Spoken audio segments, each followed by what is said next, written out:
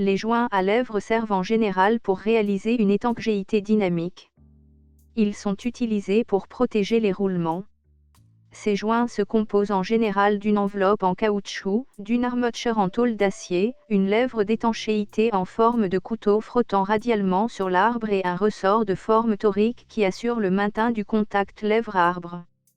Dans cette vidéo, nous allons apprendre à concevoir un élément de bibliothèque de CATIA V5. La première étape consiste à établir un tableau Excel contenant les dimensions standards des joints à lèvres type A.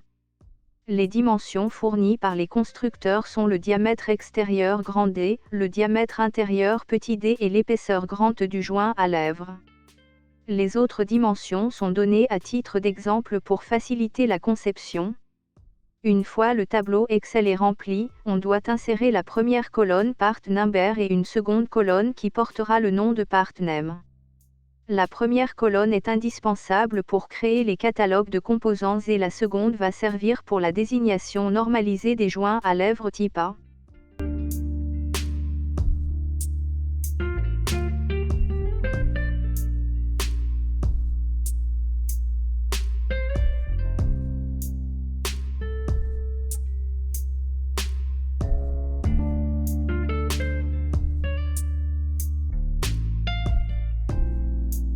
La seconde étape consiste à déclarer tous les paramètres qui définissent le joint, à savoir un paramètre désignation de type chaîne, le petit diamètre petit d, le grand diamètre grand D, l'épaisseur grand E, et les autres paramètres donnés à titre d'exemple et qui sont de type longueur.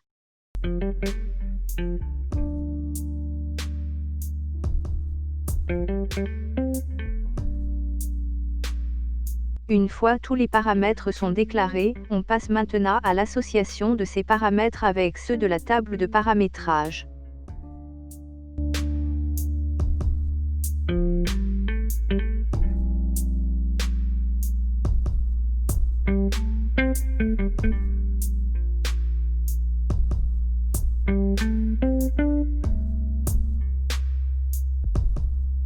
La troisième étape consiste à concevoir le modèle de base du joint à lèvres type A.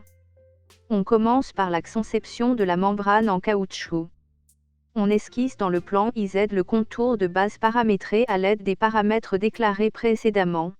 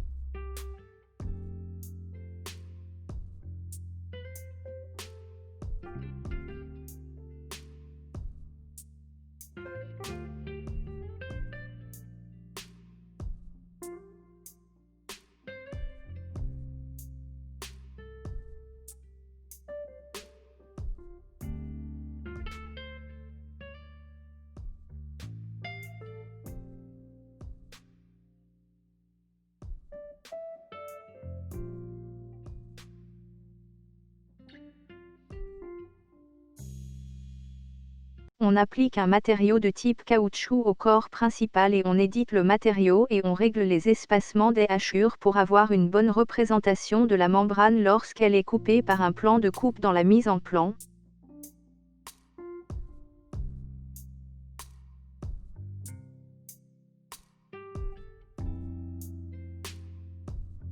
On insère un corps à partir du menu Insertion. On renomme ce dernier en armature en acier. Dans le plan YZ, on esquisse le contour de base de l'armature en acier tout en le paramétrant à l'aide des paramètres du modèle déclaré précédemment.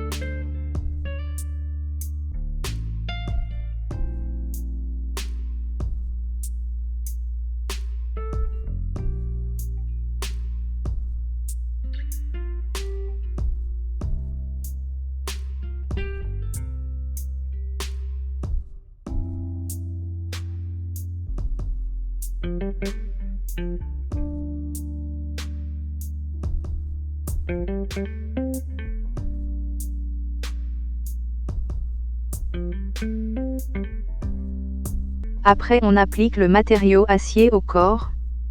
Et par la suite on édite le matériau et on règle les espacements des hachures pour bien représenter le joint à lèvres lorsque l'armature est coupée par un plan dans l'atelier drafting de Katia V5.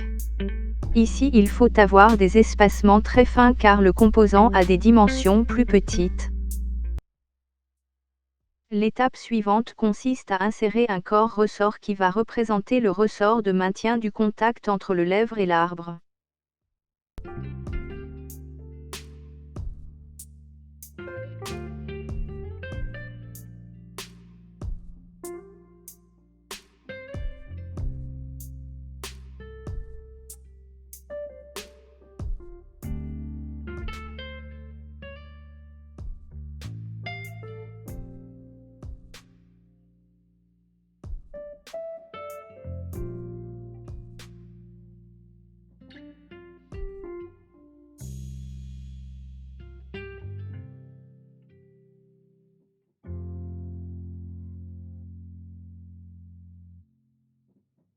Après on applique un matériau acier.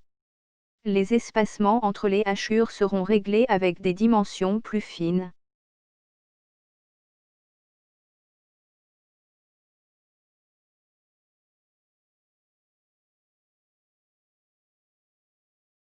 On passe maintenant à l'atelier drafting pour réaliser une mise en plan du joint à lèvres. Une fois la vue de face est tracée, on représente la vue de gauche coupe à A.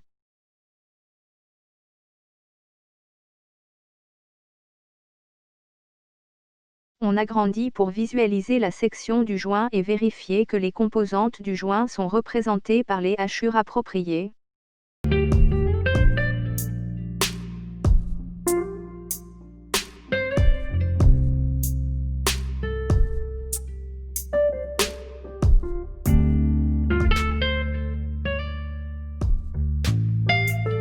Merci pour votre attention.